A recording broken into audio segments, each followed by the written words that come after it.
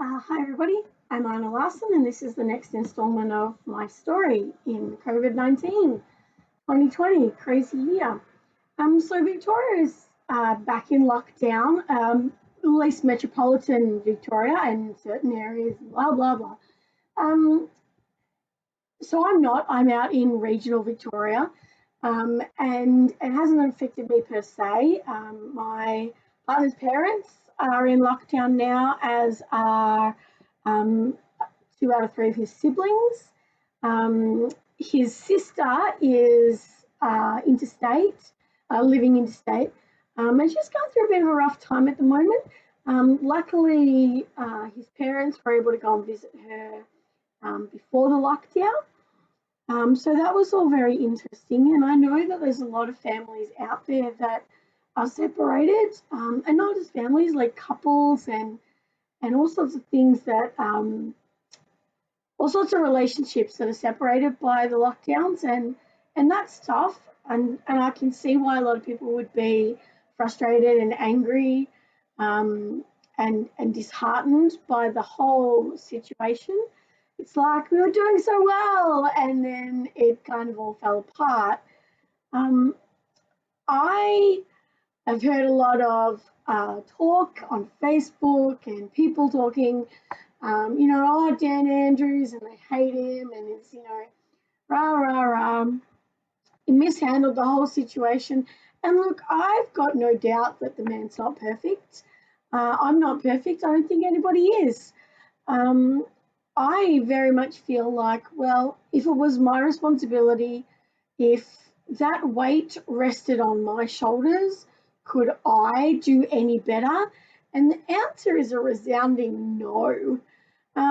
So while I can't really say that I am super proud of the way that Australia and Victoria in particular have handled the situation recently, I think we're doing our best. I think compared to some other nations, we are. We should be proud. We are doing well. Um, but yeah, I want to acknowledge that things aren't perfect. Going back into lockdown is going to have a huge impact on families, um, emotional, mental health, and so on, as well as businesses. Um, I really echo, I heard Scott Morrison say, how he really empathised with these businesses that had just reopened and, just starting to see the light at the end of the tunnel and then have to close down again. But I also, I just think the government is doing the best that it can. It's really unprecedented. Like, we never had to deal with this in these times. Yes, there was the Spanish influenza and the plague and everything else throughout history. Pandemics worldwide, contagious diseases is not a new thing, but it's new in our society. It's new for this generation for sure. And it's definitely new in our digital age, our information age, and the world that we live in where travel is so easy and so accessible to so many people. Not everyone, of course.